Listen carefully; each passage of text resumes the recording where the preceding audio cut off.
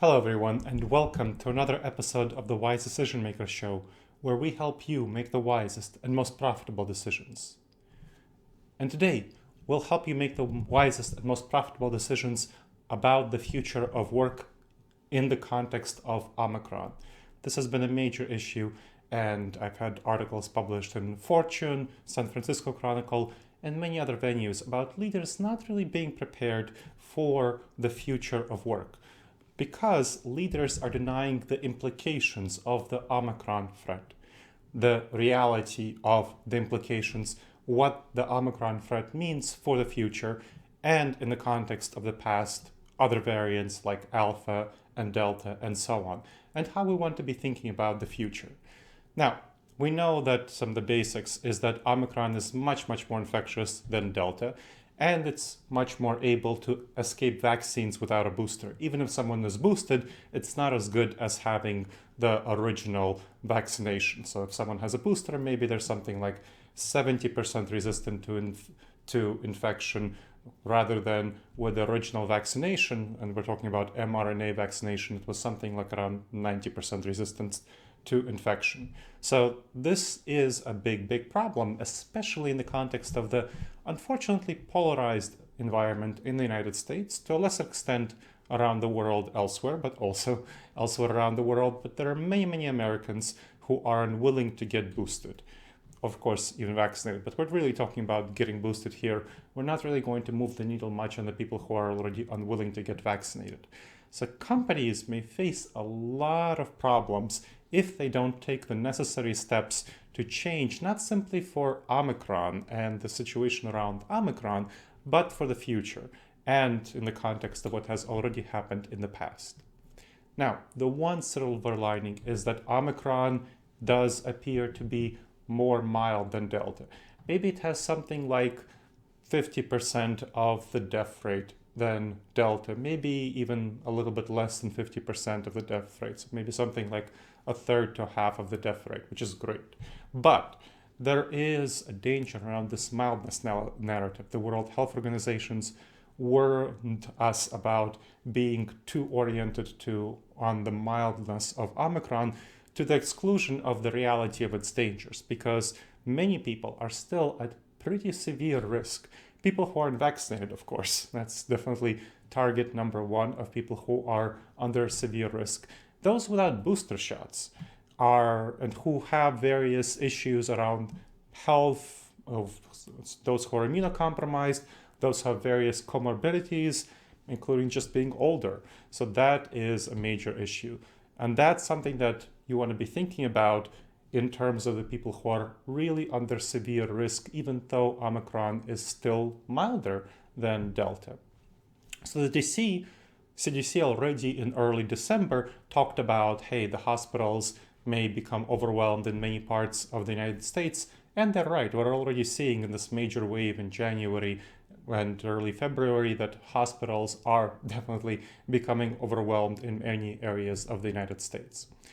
And unfortunately, with the emergence of Omicron in late November, when it was pretty clear what was going on already in South America, the US government, federal government, didn't really take meaningful actions. Now, it tightened international travel guidelines on those countries where Omicron emerged in the southern part of Africa in early December. But by that time, Omicron was already detected in a number of states. By mid-December, it was already detected in half the states. That was not really a meaningful action, not something that really changed the dynamics. It's exploring the possibility of Omicron-specific boosters. There's been comments by some government officials in favor of them, some against, by some vaccine companies in favor and against. But apparently it will take a long time, with at least 3 months needed for development and approval. And that means that the reality is, we were thinking the vaccine companies and the government, federal government, were saying that, well, if a new variant comes along, we'll quickly get, with the mRNA vaccine, we'll quickly get a new vaccine out there. But apparently it takes them at least 3 months, if everything goes perfectly, to get the vaccine out for a new variant. And as we see with Omicron, it spreads around the world in less than a month. And so that's not really a great strategy. So clearly the variant catching up strategy, we need a lot of work to do on the regulation front to make that happen, because it's right now 3 months in the best of circumstances, but the variant has spread around the world in a month. So it's way too late for the Omicron wave. Now, there are some things that it could have really done, and it chose not to. There is a game-changing drug called Paxlovid, which apparently reduces hospitalization and death by something like 89% in trials. So maybe in the real world it would be 80%, maybe even 70%. But that would be great if it's there.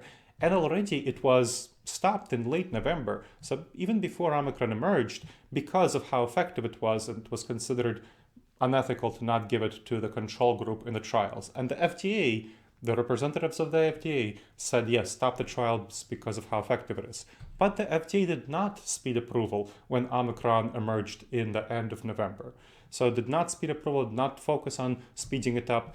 Only when Omicron took over the United States in late December did the FDA finally speed it up and give it approval. So clearly it could have done that earlier, especially when it was already very clear that Omicron was going to take over.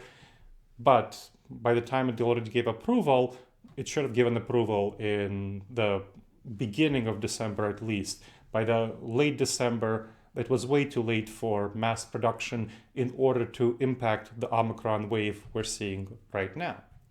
Now, the failure to make tests, home detection tests, easily available when Omicron emerged is a huge other issue.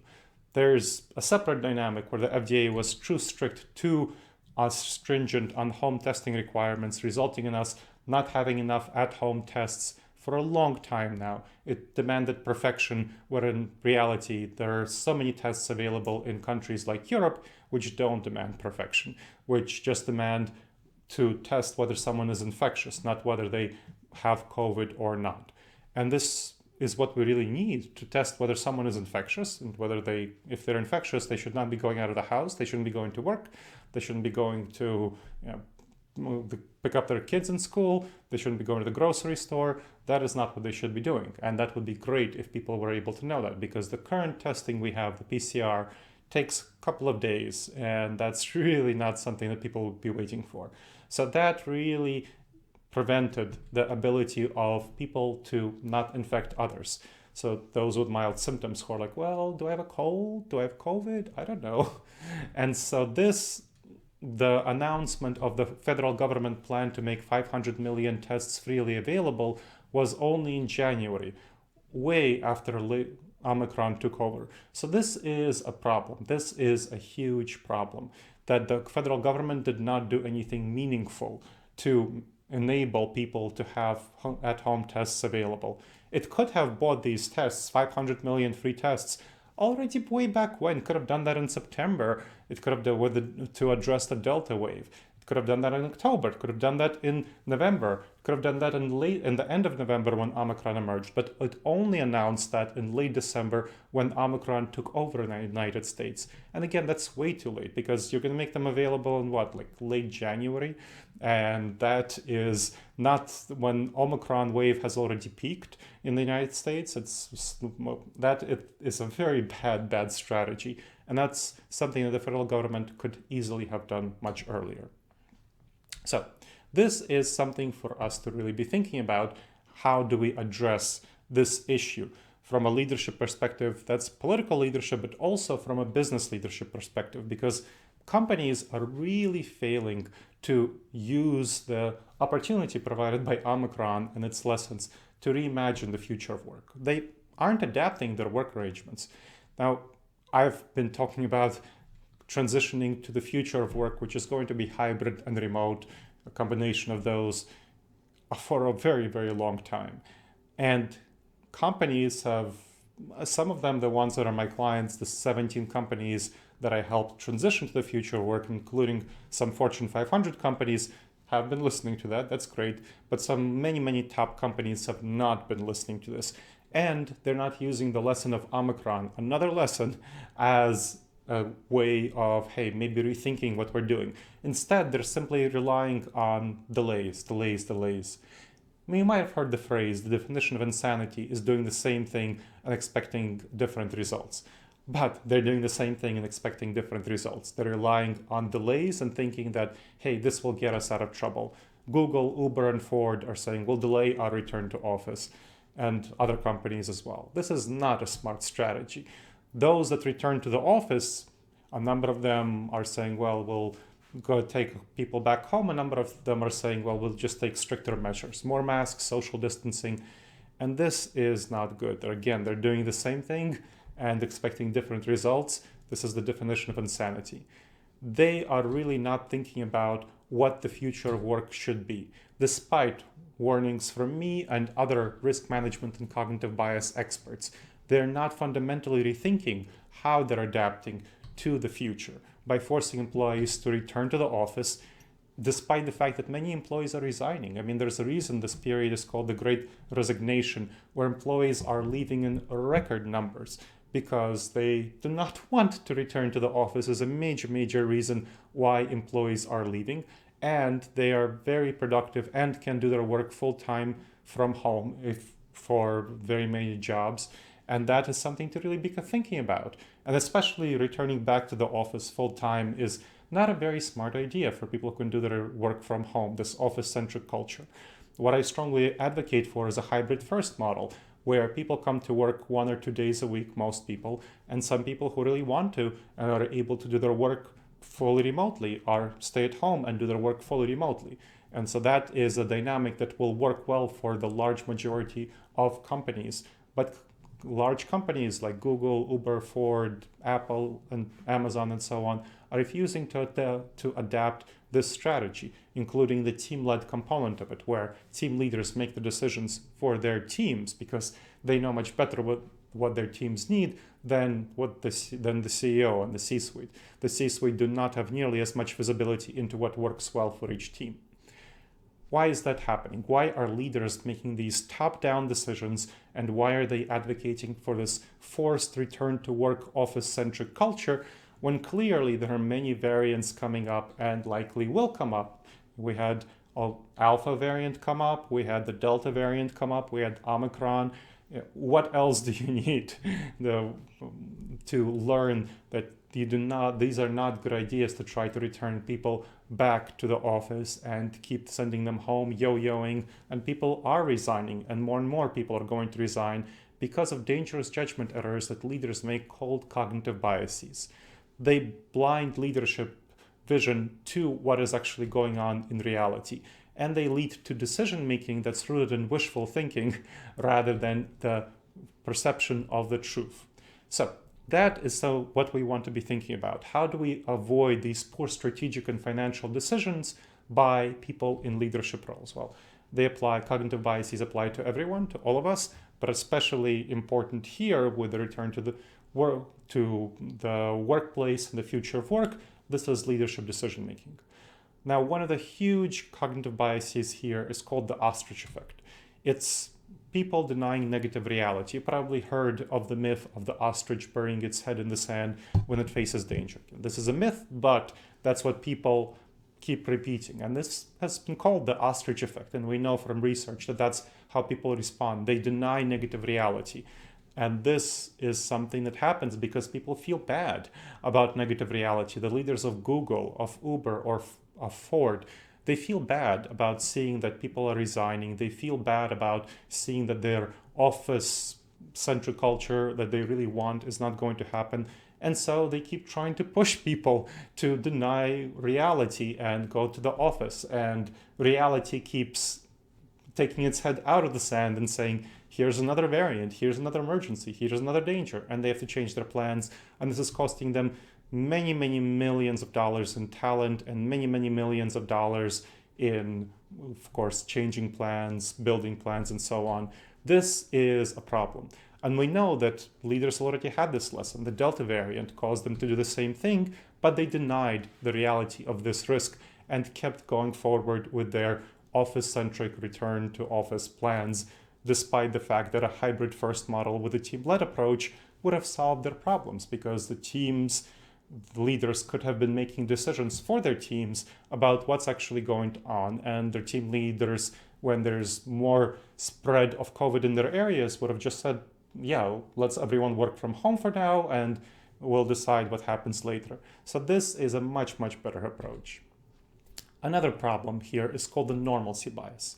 People perceive the future to be normal and to be normal in the way that we think, hey, the future will go back to the past, we'll go back to January 2020, everything will be normal. And that's a denial of reality. People's values, habits, norms have changed. And that is not something that people will just shift back to January 2020, magically snapping their fingers. That's not what's going to happen. And so leaders are prone to looking for reality and therefore underestimating the probability and the impact of major disruptors like the Delta wave, like the Omicron wave, and whatever future variants and future disasters happen in the foreseeable future. So that is a big problem. Another problem is called functional fixedness. Functional fixedness. You might have heard of the hammer-nail syndrome. When you have a hammer, everything looks like a nail. Well, when we have a correct way to function, so hammer, nail, then we reject new practices even when they're necessary. So we treat everything the same way. We think, okay, here are the right quote-unquote work arrangements and what we're used to working in the office, and we impose them on hybrid work, on remote work, which is why many companies didn't do so well during the pandemic, and they want to get back to an office-centric culture. And they didn't figure out strategically how to adapt to the hybrid and remote modality associated with the pandemic. So that is a big, big problem, that they did not strategically adapt to the future of work in the context of the pandemic. Now, another issue is undercounting the future. Leaders are really focused on the short term, and this is a big problem, to be excessively focused on the short term. We prioritize the short term, the present, and not the long-term future. And we think, well, it's going to be a hassle, it's going to be difficult, challenging to relearn the ways we work, so we're not going to do it. So we downplay the long-term consequences of this present orientation. So we don't think about, okay, we really need to orient toward the future of work rather than what's the present of work. And so by focusing on these short-term gains from the swift return to the office, just returning to the office, let's get back to what we know. And of course, there will be some gains in terms of comfort, in terms of people being able to talk to each other, but you will lose a lot of talent. And over time, you will not be gaining talent who wants to have more flexibility. So you'll have a much more limited pool of talent. And companies like Google, Uber, and Ford, which rely on talent, are not going to win out in the future of work. So that long-term competitive advantage for the future of work relies very heavily on making sure that you are in that hybrid and remote modality. All right, everyone.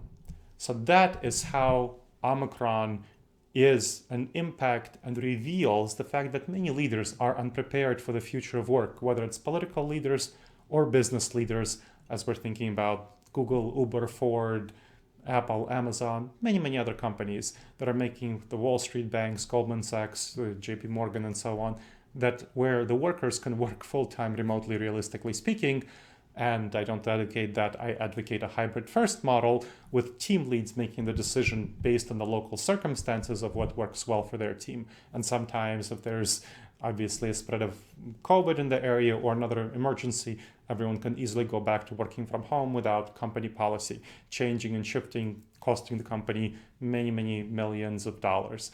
That is something that you want to be thinking about and adapting to the future of work, to how do you work effectively in hybrid and remote teams. And that, of course, is described in a number of other episodes of the Wise Decision Maker Show. How do you collaborate effectively in hybrid settings and remote settings? I hope you've valued and benefited from this episode of the Wise Decision Maker Show. And I hope you leave a review on it on whatever venue you checked it out, whether it's iTunes, whether it's Amazon Podcasts, whether you've checked out the video form of it on YouTube. So please leave a review. Please make sure to subscribe and share it with your friends. I'd love to hear from you. My name is Gleb Tsipursky, and my email is gleb, Gleb, at disasteravoidanceexperts.com. So gleb at disasteravoidanceexperts.com. Share your thoughts. You like it, you don't like it. Give me your feedback so we can improve. And And I hope again to see you on the next episode of the Wise Decision Maker Show, my friends. And in the meantime, the wisest and most profitable decisions to you.